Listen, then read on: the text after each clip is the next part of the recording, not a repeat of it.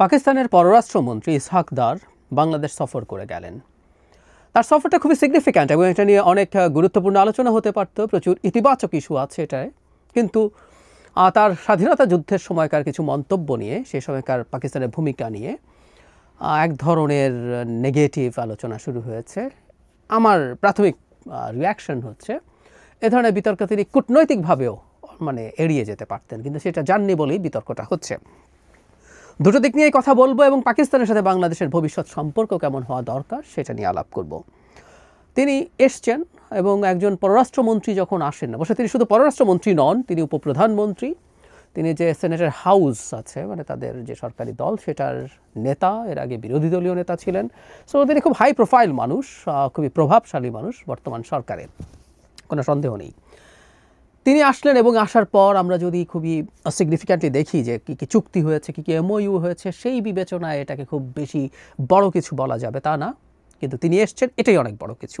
আমরা প্রাথমিকভাবে একটু দেখে রাখি কী কী চুক্তি এবং এমওইউ হয়েছে। একটা চুক্তি হয়েছে, দুই দেশের সরকারি ও কূটনৈতিক পাসপোর্টধারীদের ভিসা বিলোপ চুক্তি সই হয়েছে।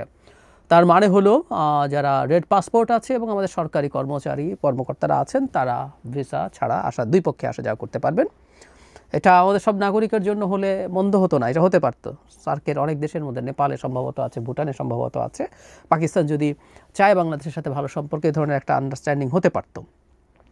এমওইউগুলো খুব বেশি কিছু না, সেটা হলো বাণিজ্য বিষয়ক জয়েন্ট ওয়ার্কিং গ্রুপ গঠন, ফরেন সার্ভিস একাডেমির সহযোগিতা, দুই দেশের সরকারি বার্তা সংস্থার সহযোগিতা, আমাদের যে বিআইএসএস আছে তাদের সাথে পাকিস্তানের যে স্ট্র্যাটেজিক স্টাডিজের প্রতিষ্ঠান আছে তাদের সহযোগিতা, সংস্কৃতি বিনিময় কর্মসূচি। এবং আমরা জানি এমওইউ আসলে চুক্তি না, এগুলো মেমোরেন্ডাম অফ আন্ডারস্ট্যান্ডিং, এক ধরনের জেন্টলম্যান এগ্রিমেন্ট, এগুলোর কোনো লিগাল বাইন্ডিং নেই। তারপর আমরা এমওইউকে খুব বেশি গুরুত্ব দেই, কিন্তু দিনের শেষে যা যা হয়েছে এটা অনেক কিছু না একজন পররাষ্ট্রমন্ত্রীর জন্য। র্যাদার তিনি প্রচুর জনসংযোগ করেছেন।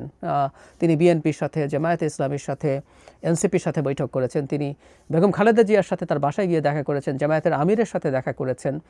এগুলো খুবই সিগনিফিক্যান্ট এবং পাকিস্তান যে বাংলাদেশের সাথে তার সম্পর্ক আরও উপরের দিকে নিয়ে যেতে চায়, এই লক্ষণগুলো আছে। তারপরও আমি শেষের অংশে আসবো আসলে টোটাল সিগনিফিক্যান্সটা কী দাঁড়ালো। বিতর্ক যেটা নিয়ে হয়েছে সেটা হলো স্বাধীনতা যুদ্ধের সময়কার পাকিস্তানের সাথে আমাদের অমীমাংসিত বিষয়গুলো। একটা হচ্ছে পাকিস্তানের বাংলাদেশের কাছে ক্ষমা চাওয়া, অফিসিয়ালি আটকে পড়া পাকিস্তানিদের আলাপ এখনও আছে, যদি এই আলাপটা থাকা উচিত কিনা এটা নিয়ে আমি প্রশ্ন করতে চাই। এবং সম্পদ, আমরা যে সম্পদের বাটোয়ারার প্রশ্ন এবং আমাদের ক্ষতিপূরণ চাওয়ার প্রশ্ন, এগুলো আসলে এখনও সুরাহা হয়নি এবং তাকে এটা জিজ্ঞেস করা হয়েছে। তিনি এক্ষেত্রে বলেছেন যে যেগুলো দুদফায় সমাধান হয়ে গেছে। তিনি ইন্ডিকেট করছেন 1974 সালের কথা এবং পরবর্তীতে 2001 বা 2002-এ পারভেজ মোশাররফ যখন এসছে তখনকার কথা। ঘাটাঘাটি করলে দেখা যায় বিশেষ করে 74-এ জুলফিকার আলী ভুট্টো বেশ খোলাসা করেই ক্ষমা চেয়েছেন, ক্ষমার কথা বলেছেন। আবার পারভেজ মোশাররফও একই ধরনের কথা খুব ডিরেক্টলি না বললেও বলেছেন। কিন্তু আমাদের যে দাবির জায়গাটা সেটা হচ্ছে আমরা এটার একটা অফিসিয়াল স্বীকারোক্তি, বিশেষ করে বাংলাদেশে যে গণহত্যা হয়েছে সেটার স্বীকারোক্তি নিয়ে সেটা নিয়ে তারা তারপর করবেন, এই ধরনের আলাপ আছে।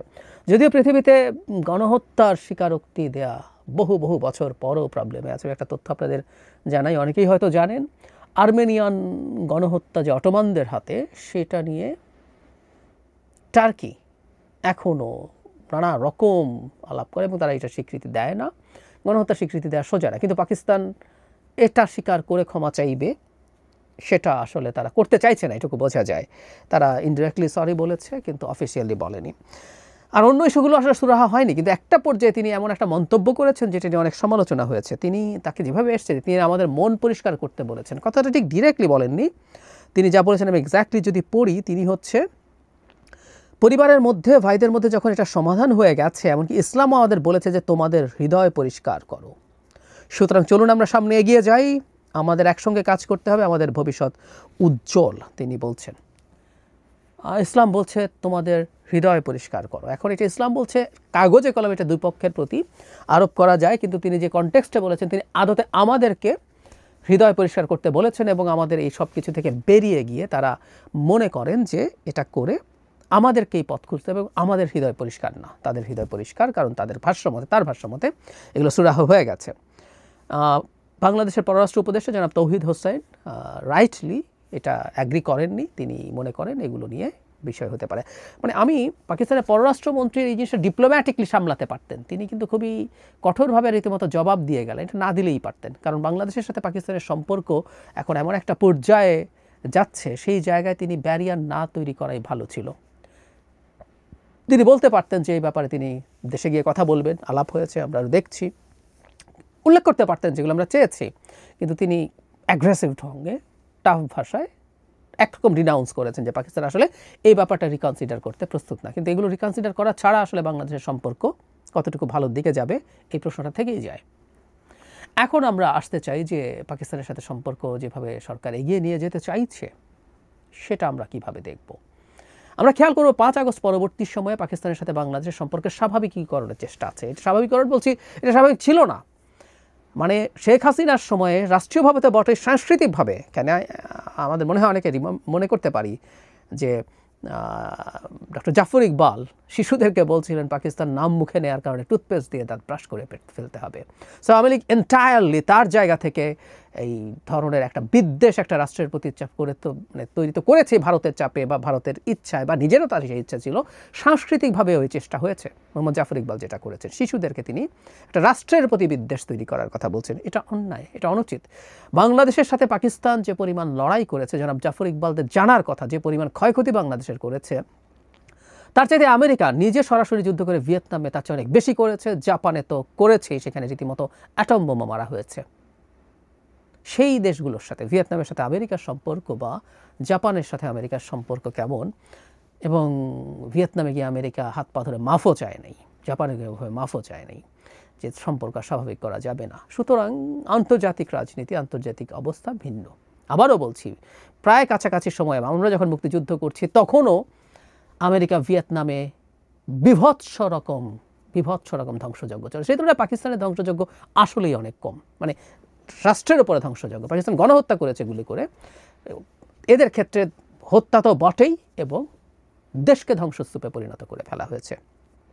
তো এরকম সাংস্কৃতিক একটা চেষ্টা ছিল। আর ভারতের চাপে পাকিস্তানের সাথে নানা রকমভাবে সম্পর্কের ব্যারিয়ার ছিল, আমাদের নিশ্চয়ই মনে আছে। আমরা এই 5 আগস্টের পর দেখছি যে পাকিস্তানের জাহাজ সরাসরি আসছে। এক সময় বাধা ছিল না, কিন্তু অনেকগুলো এক ধরনের নন ট্যারিফ ব্যারিয়ার ছিল। সেটা হচ্ছে এরকম যে পাকিস্তানের কন্টেইনারগুলো ম্যানুয়ালি সার্চ করতে হবে, ফলে পাকিস্তান থেকে কেউ পণ্য যদি আনতে যায় তার এমন ঝামেলা হবে সে আসলে আর ওটা যেন না আনে, এটা বাদ হয়েছে। সরাসরি জাহাজ আসছে। আমি আগেও বলেছি, অনেকবার বলি, আমরা ওখান থেকে কিছু আর্টিলারি শেল কিনেছি, এটাও ওদের ভালো লাগছে না। শুধু সেটা না, আমরা পাকিস্তানের যে F-20 ফাইটার, পাকিস্তান নিজে একটা ফাইটার বানায় চায়নার সাহায্যে, সেটা কেনার আলাপও হয়েছিল। হোয়াট এভার ইট ইজ, আমরা আসলে করতে চাই, করব। এই যে সফর হলো, এতে খুব বেশি কিছু ঘটে গেছে তা না, কিন্তু আমাদের এই সম্পর্কের কন্টিনিউয়েশন হচ্ছে। এর আগেও পাকিস্তানের মন্ত্রী এসছেন, অন্য মন্ত্রী, এখন ইনি এলেন, ইনি অনেক পাওয়ারফুল মন্ত্রী। তিনি আসার কারণে এবং কনটেক্সটটা দেখব আমরা, যখন ভারতের সাথে আমাদের সম্পর্কটা খুবই খারাপের দিকে, ভারতের কারণে, ভারত এই সম্পর্কটাকে নষ্ট করে রেখেছে, তখন বাংলাদেশ চায়নার সাথে যোগাযোগ বাড়িয়েছে, পাকিস্তানের সাথে যোগাযোগ বাড়িয়েছে, এবং পাকিস্তানে খুবই চেষ্টা করছে।